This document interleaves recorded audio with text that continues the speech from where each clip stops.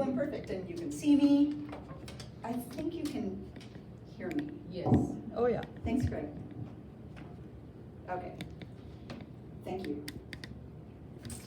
I'm going to start my timer to keep me on track. And always, I begin with love and gratitude. So, the highest frequencies. I want to thank Yucca Valley Center for Spiritual Living, who is now thriving with your support. So, thank you in advance for your donations. And I want to thank Joe, MC. By the way, Paul, what an intuitive artist.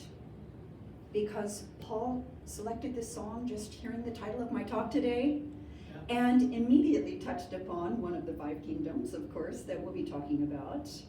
And then even Tricia, thank you.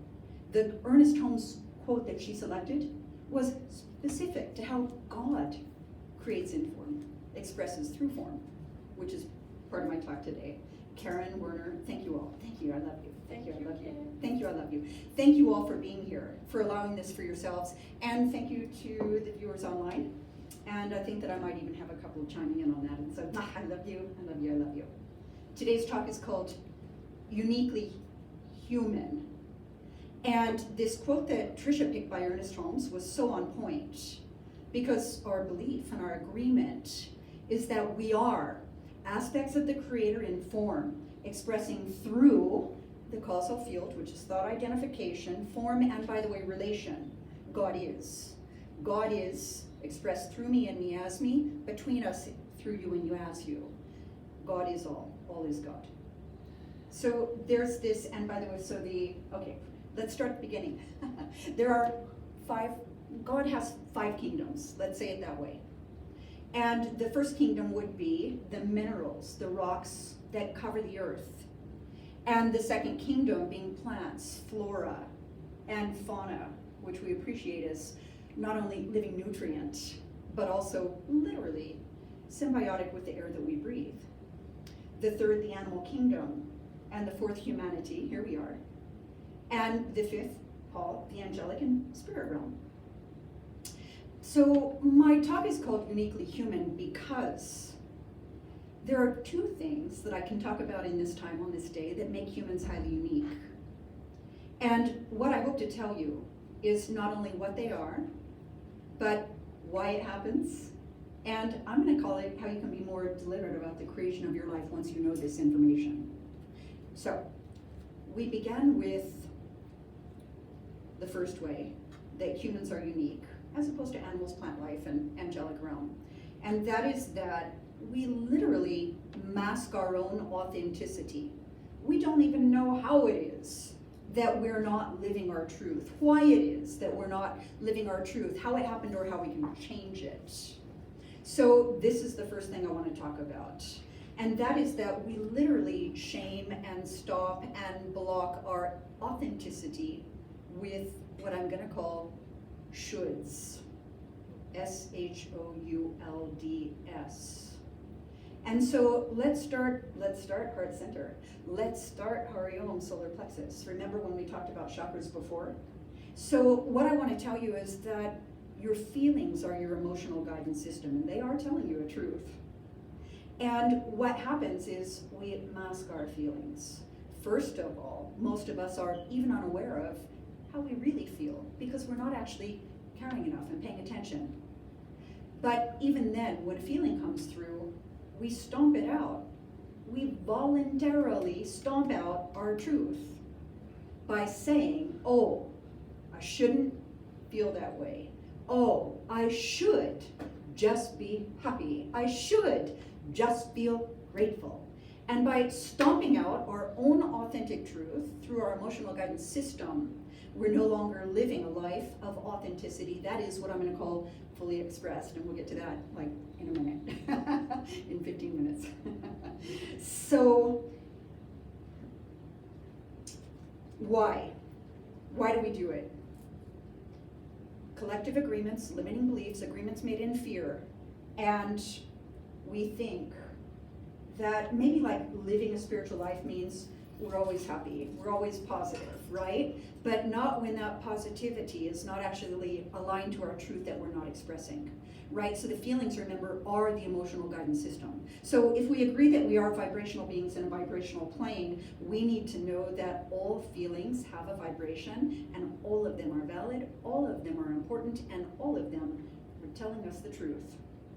And so when we mask a feeling with a thought that says, I should just be happy, I should just feel grateful, we are denying ourselves our fullest expression and our most authentic expression of truth. And by the way, that's not in service to others. We are not helping anyone when we do that.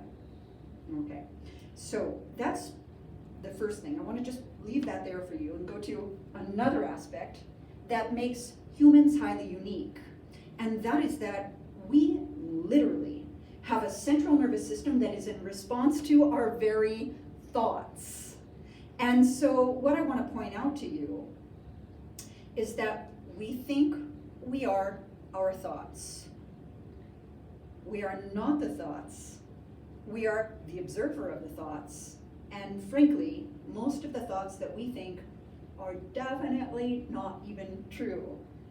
And if you remember the talk we had before about the identification of self as separate through the egoic construct, the function of the ego, the small self, the personality self, by the way, the thought identification is activating the past and projecting it into a future and avoiding the pure time presence where who you are in truth resides.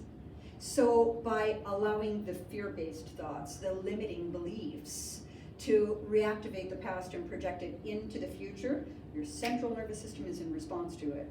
And what I mean by that is you are literally triggered by your own thoughts. And most of your thoughts are rooted in history. So think of, remember causal plane is the thought identification, and then the astral field are the feelings and emotions that are always in response to your thoughts and beliefs, right? And so if you have a feeling that looks like resentment, or looks like something that requires forgiveness, it's a thought that's rooted in the past. And if you have a feeling that looks like anxiety, it's likely rooted into the past being projected into the future of something that might happen that you're afraid of. None of those reside in pure time presence. So we have this central nervous system that is in response to our thoughts. The thoughts are thinking us so quickly we can't even keep track of them. And again, most of them rooted in past, rooted in future. And by the way, many of those thoughts that your central nervous system is in response to actually aren't even your own thoughts. They're not even yours. They're somebody else's. Maybe they put a should upon you. Or maybe you think to yourself, I know that you think that I am, unworthy, unlovable, not good enough. Make your list. And then you reply to it with your central nervous system. Okay.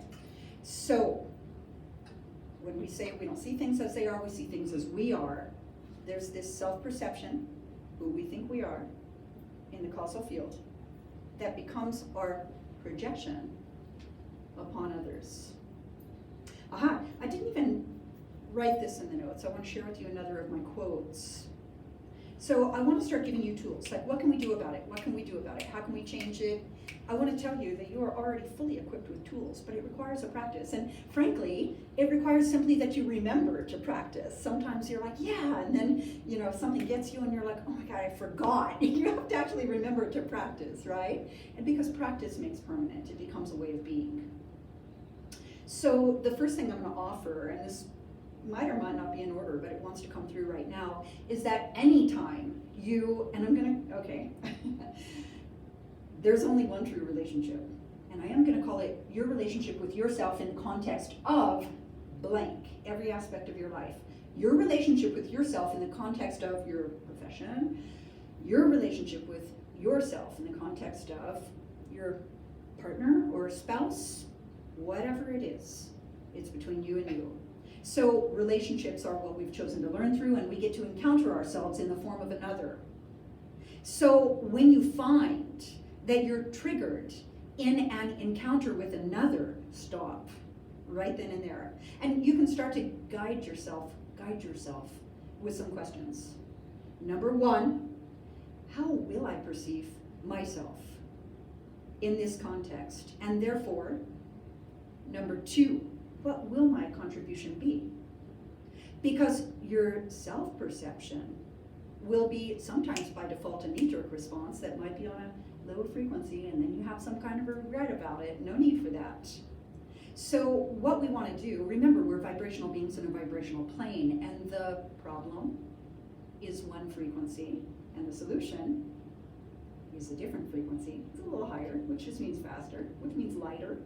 So rather than kind of our knee-jerk response, our default way of going about the life, we can just pause and align to a solution frequency, which frankly means a higher self-perception, that you make a contribution from a higher place. So how will I perceive myself in this context?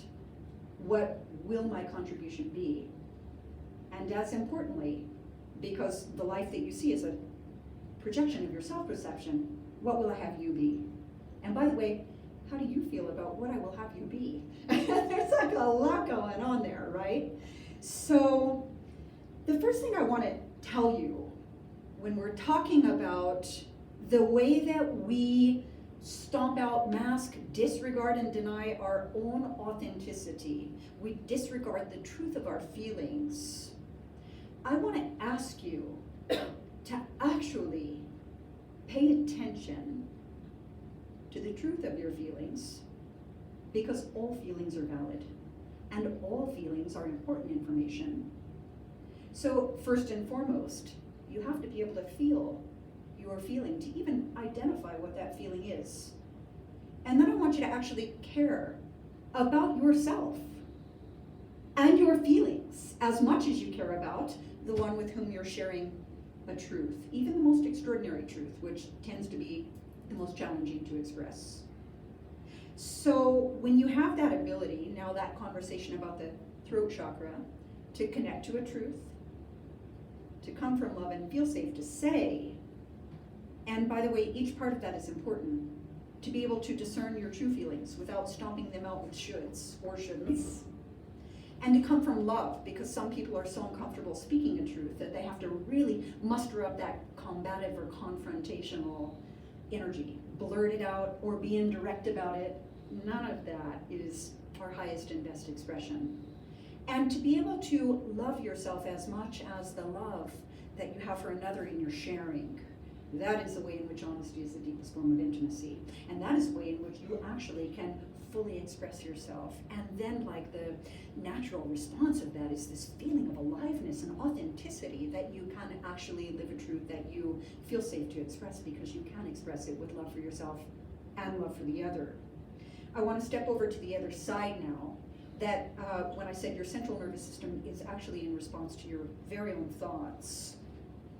So meditation, many types of meditation, many ways to meditate, many reasons for meditation. One is actually to be the observer of the thoughts, like what is going on in there? And by the way, what is that? Which one of those are actually rooted in past? Which one of those are literally figments of my imagination, which means hasn't happened yet, and by the way, probably won't? Which one of those thoughts are put upon us by someone else with their shoulds for us? So we're going to start to really pay attention to what's going on in the mind. If I have 6 minutes or so, I want to tell you that, so I know a thing or two because I've done a thing or two in the yoga realm. And one of the things that I did was I held what I believe to be the world's longest embankment. I did it for an hour. And I never am telling you, oh, look what I did. I'm always telling you, let me tell you what I learned from it. And this, what I'm talking about today, is what I know with all certainty. We are not our thoughts, and our thoughts are not true.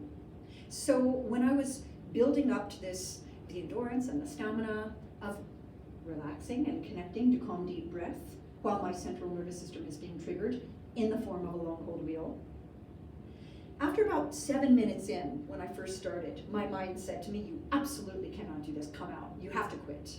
And I went, wait a minute, I am not the thoughts, and the thoughts are not true. I'm the observer. So what can I do? How can I stay in this? So I started to kind of like give myself permissions. I started to count out my breath and started to just distribute the body weight a little, shift it to one side to give the other side relief, and kind of move through my body and kind of count my breath and maybe even sing songs. And literally 3 minutes later, I'm still in the wheel, but my mind told me I couldn't do it anymore. 3 minutes ago, it was never true. So what I understand through yoga is that the body is the learning device for the mind. And that's actually an extension of what I'm teaching you today.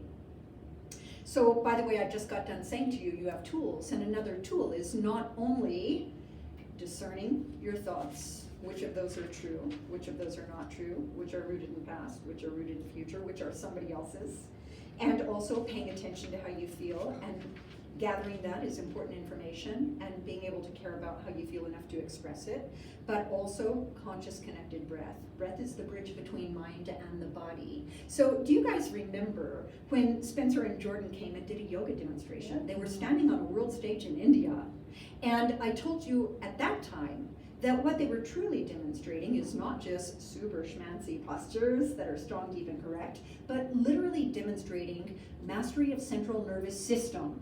Like, there is no better way to learn mastery of central nervous system than to get triggered by standing on a stage for all the world to see, when you get one and one only time to execute a really tricky little posture, when your central nervous system is triggered. So what do? You stop, drop, and vortex, and you breathe. Calm, deep breath in through the nose, out through the nose. And if it's ujjayi, through the throat from the belly. And that alone will take you in pure time presence and calm the central nervous system so that you stay in parasympathetic rest and digest, where you have calm clarity, even and especially in the midst of the storm. So your breath is a tool that is there for you always. Paying attention to your thoughts and being the observer, letting the ones pass that are rooted in fear, rooted in history, or something that a collective or someone else has put upon you. Caring about how you feel as much as you care about the one with whom you're sharing a truth in the most loving of ways. So what does that look like once you've gained this ability? It looks like what I keep telling you is my hope for you, my blessing for you. And that is that, as it's the quote that Tricia pulled out of thin air, so we were on the same connection when she picked that one. I want to tell you that my hope for all of us, unique humans, is that we are in our fullest expression of our most authentic truth. And what that means is that you know how you feel, you care about how you feel, you're deliberate about your thoughts, so you're staying in calm, peaceful clarity, connected to the breath, and you're fully expressed through the outpicturing of your consciousness. So you give me a gift in the form of a thought, I filter it through my perception and decide how will I contribute a gift in return, the outpicturing of my consciousness. In truth, its most authentic truth, the expression of my feelings, the expression of my spirit, and in the case of romantic relationships, the physical expression being the natural response of the feeling of connection between the mind and the heart and the spirit. So not only to be fully expressed as your most authentic truth, but to actually be seen and loved for exactly the truth that you're now able to express. So all of that happens in the now, and the now actually, in fact, is all there is. It is where your power lies. It is your point of attraction. So we can be far more deliberate then about the creation of our life through these techniques and this knowing, and we're fully expressed. I think I feel, complete enough in the conversation. I've kind of touched on everything I want to talk about. If you want to have more talks like this, I'm a frequent guest on podcasts, and on my website page, I have an entire page of podcasts. So you can always invite me, or just check that page and click the link and listen for free. All different platforms, all different topics. But of course, there's only one true conversation. Am I right? All healing happens in true union. we were gathered here today in that space, it was announced by each and every presenter who came up before me. And so, yes to that, long live Yucca Valley Center for Spiritual Living. May you not only survive but thrive always. And so I do ask for your donations. Directly to Yucca Valley Center for Spiritual Living, is it PayPal?